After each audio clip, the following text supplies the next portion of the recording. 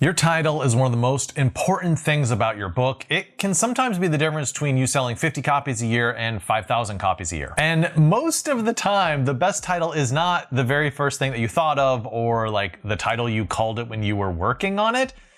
Usually not. So what we're gonna do in this video is go over 13 strategies that you can use to find the absolute best title for your book. Not just in terms of a title that represents your book well, but also a title that helps you sell copies of the book. The first strategy we're looking at is use a loaded word. So take a wild guess on what you think the loaded word is in this title, How to Escape from a Leper Colony by Tiffany Unique. So if you guessed leper or leper colony, that is a word or phrase that just springs out to you from this title and you're immediately interested in it as a reader. And another word that helps this title is the word escape, because it gives action to this title. Now we're wondering, oh, like how are they going to escape? Like what does escaping from a leper colony look like? Another great example of a loaded word in a title would be in this one, My Sister, the Serial Killer by Oyinkan Braithwaite. So the word or phrase that jumps out immediately to you is serial killer, and it lets you know right away what this book is going to be about, and it promises, ooh, there will be murders. Not just one murder, multiple murders. But I think the word that helps elevate this title is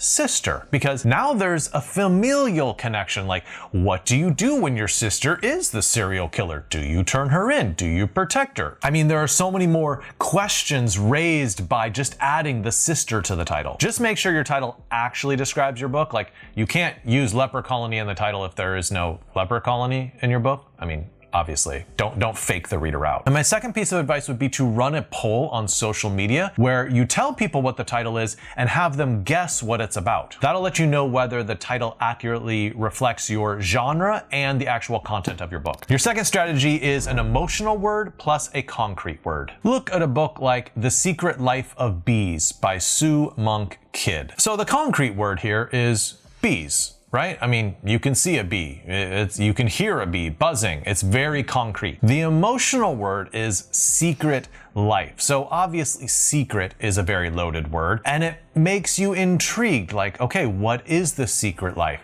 How do bees have a secret life? Another example of this strategy would be The Bone Setter's Daughter by Amy Tan. The concrete word triggers the senses in our brain, and then the emotional word triggers our heart. And for our third example, let's look at The Forest of Hands and Teeth by Carrie Ryan. This one's a little bit more complex, but I would argue that the emotional word is probably forest, although it's a little bit concrete as well. But I think we have a lot of positive emotional feelings about a forest. It's calm, it's peaceful, it's green, like you go there for respite. I mean, it's very positive emotional feelings. And then we get to very concrete words that make us extremely worried. What are individual hands and individual teeth doing in this forest? Something is not right here. A third strategy is to contrast your title. Now this strategy is very easy. You just choose two opposite words. Look at a title like George R.R. Martin's A Song of Ice and Fire. Ice and fire, opposites. Or Dan Brown's Angels and Demons. Or if you want to go old school, go back to Tolstoy, War and Peace. But I think there are some more complex examples of contrasting titles as well. So let's look at two of those. First, The Sisters' Brothers by Patrick DeWitt. So if you have two brothers and their last name happens to be sisters,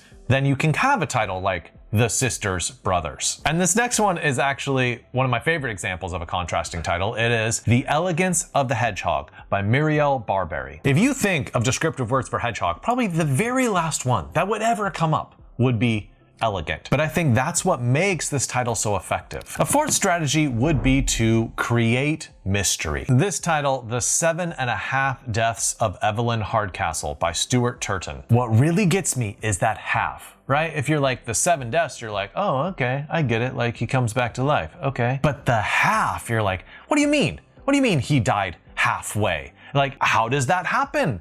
And so it makes you want to read the book just from the title itself. Or look at this example, If on a Winter's Night a Traveler by Italio Calvino. This title works so well because you want to finish the phrase, right? It is only half of the sentence. And it's like you're leaving the reader with this unresolved chord. And the reader's like, if on a winter's night a traveler, what?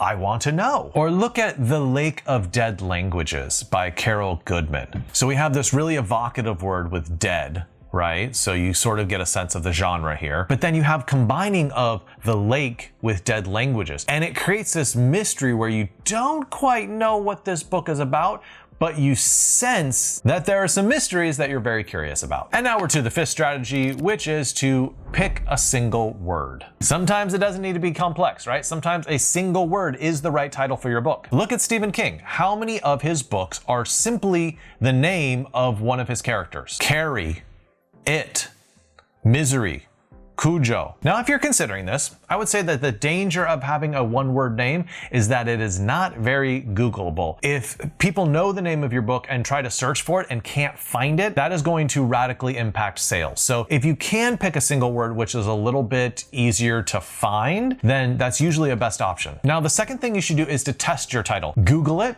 and see if there are similar or identical names out there. Now, usually this isn't a legal issue. You can't actually copyright a title, so feel free to use whatever title you want to, but it's more of a Google issue, right? If someone searches for your book and another book comes up with the same name, are they gonna buy that one by accident? Though I will say, if you title your book Barry Hotter and it's about a wizard going to a magic school, I mean, yeah, you're probably gonna get sued. Another example of one-word titles comes from Jonathan Franzen, who often titles his book with one singular word that's very symbolic and sort of weighty. Look at books like Freedom, Purity, Crossroads. Now, if you wanna be like, hey, my books are ambitious, so take it and read it. I mean, this could be a good strategy for you, but it's pretty ambitious and you don't want to get too far ahead of yourself and promise something that the book actually doesn't fulfill by talking something about the nature of freedom. Like, that's what your book is promising with a title like that. So use caution when picking a title like that, but hey,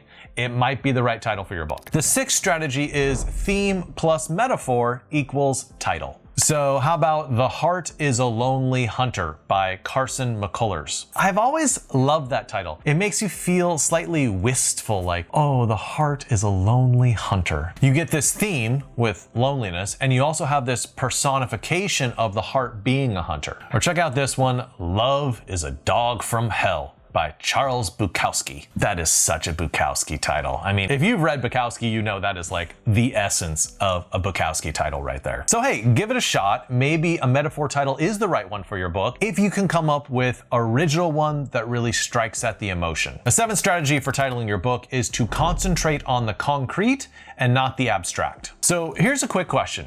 Do you have at least one word in your title which is a concrete word? And by concrete, I mean something that's like physical, that you could pick up or hold or see. So let me give you some terrible examples of this. Steinbeck once had a book that he wanted to title Something That Happened. That is the worst title I have ever heard in my entire life. What do you know after a title like that? I literally feel dumber just after saying those three words. Who would want to read a book called Something That Happened? Obviously something happens. Something happens in every book. But then Steinbeck wised up. He read a Robert Burns poem and titled that book Of Mice and Men. Two concrete words, right? Mice, men. Here's another abstract title that really didn't work. Then We Came to the End. It is a novel by Joshua Ferris. Guess what? Nobody could remember that title. It was the biggest book of the season, and everybody came into independent bookstores asking, hey, can you tell me about the Office novel? Because the whole novel takes place in an office. And the reason nobody could remember that title is because there was not a single concrete word in that title. Then We Came to the End. What does your mind have to latch onto? There's nothing. There's nothing in that title. Oh, but I have to say, it's actually a great book. You should probably read it. Now, if you need help coming up with a good concrete word for your title, I would recommend trying this. Take 10 of your favorite books in the genre that you're writing in and see what concrete words they use in their titles. It'll give you a sense of what's being used out there and the sort of tone you want to go for your concrete word in order to tip the reader off like, oh, hey, this is the genre that I'm writing in. Now it's time for strategy number 8, curiosity creators. There are some titles that are so good, they work as marketing engines and they're gonna make 2 or 3 times as many people buy your book. I think David Wong is an absolute master at this. Let's look at 3 of his titles. John Dies at the End. Great anticipation, right? That is a title that gets you right away. This book is full of spiders. Seriously, dude, don't touch it. Okay, this is fantastic because it's using reverse psychology and it's also got a meta level. You're talking directly to the reader. And lastly, What the hell did I just read? This is a great title that invokes curiosity because it makes you wonder, like, what exactly is in this book? Another great example in this category is Everyone in My Family Has Killed Someone by Benjamin Stevenson. One, I'd think about joining a new family very quickly. And then two, how? Why? And what the heck? And the last example in this category is a Daybaker's book, a heartbreaking work of staggering genius. I love the air of arrogance that comes off from this title, but then you also know it's kind of like tongue-in-cheek titling your own book a heartbreaking work of staggering genius. So it's funny at the same time. I mean, so there are multiple levels that this is working on, but it's the type of title which can sell a book all on its own. Now we're gonna look at sort of a classic strategy to title your book. It's one of the most common ones. It is number 9, allude to popular sayings. So you could just use a straight up idiom for the title of your book, like a phrase that most people know. Look at something like Finders Keepers by Stephen King, or Motor Mouth by Janet Ivanovich, or Partners in Crime by Agatha Christie. All of those are phrases that we know as English speakers that are very commonly used. But I think it gets a little bit exciting when you decide to take one of those typical phrases and then just do a little twist or a little variation on it. Look at this book from Douglas Adams, The Long Dark Tea Time of the Soul. Obviously playing on the long dark night of the soul, right? But by substituting the dark word night and instead saying tea time, which is so light-hearted, it's a funny substitution, and you get the sense right away, oh, this is gonna be a funny book. Another place where you see this a lot is in the mystery genre. So you get titles like Murder Most Foul by Donna Andrews. So you get a sense, oh, there's gonna be chickens in this. Chickens and murder. The 10th strategy of how to title your book is a simple adjective-noun. Look at something like Dark Places by Gillian Flynn, or Cold Mountain by Charles Fraser, or White Noise by Don DeLillo. When you are using this strategy, don't forget that the title has to reflect your genre. It should tip the reader off to what kind of book this is. Gillian Flynn is writing suspense thrillers, so a title like Dark Places definitely reflects that. Do not try to write a romance novel with a happily ever after ending with the title Dark Places. You're just not gonna sell anything. Look, when it comes to titling your book, you want it to stick in the genre and stick out of the genre at the same time. And here's what I mean by that. You want it to stick in the genre in the sense that you want the readers to know what sort of genre it belongs to, but you also want it to stick out from the genre because you want to promise readers that this is gonna feel fresh, this is gonna feel original. It's not something that they've read 10,000 times. You want a title that will still bring attention to itself while belonging in a firm genre. The 11th strategy is to draw from poetry. Now I'll say right off the bat, like, this is not a technique that you can fake, like you actually have to read poetry to be able to pull this off. Thankfully, I love poetry. I love Mary Oliver and Wendell Berry and Jack Gilbert and poets like that. And as I read poetry, sometimes I will make marks in the margin saying like, you know what? This would be a really good title. And actually a lot of authors have used this technique, like in The Lovely Bones by Alice Sebold. That's a title that comes from the poem I Knew a Woman by Theodore Redka. Another example would be For Whom the Bell Tolls by Hemingway. This is a title from John Donne's Meditation 17. Or Dying of the Light, which was a George R.R. Martin title, a sci-fi novel before he got into all the fantasy genre. That comes from Dylan Thomas's Do Not Go Gentle Into That Good Night. 12th strategy you can use when titling your book is to squeeze in ambiguity. So Claire Massoud has this wonderful book called The Emperor's Children. And we read it for a book club at an Italian restaurant in Pasadena, California, and I think we spent, probably at least 30 minutes debating about the meaning of this title. For starters, we were like, well, who is the emperor? Does it refer to the patriarch Murray and all of his children? Or does it refer to Hans Christian Andersen's tale, The Emperor's New Clothes? And it's sort of like a metaphor or commentary on the story. And there were several other, even wilder theories about what this title could mean. So if you're trying to use this strategy, you want a title that opens up after the book is finished, where people can debate what exactly did that title mean, and they can find multiple good interpretations for what that title is. Maybe at this point you're like, listen, John, I watched this whole video, you have some great ideas, but I still don't have a good title for my book. Okay, well, this last strategy, it's for you. It's number 13. Try title mapping. What I want you to do is write down on a sheet of paper a whole bunch of words that you would associate with your novel. It could be the mood of your novel. It could be concrete things inside of your novel. It could be characters. It could be conflict. It could be themes. Whatever words you associate with your book. Then what I want you to do is simply cut those all out, so they're individual words. Now we're going to play the game of refrigerator magnets. And what I want you to do is mix them up and look for strange or unusual combinations between those words.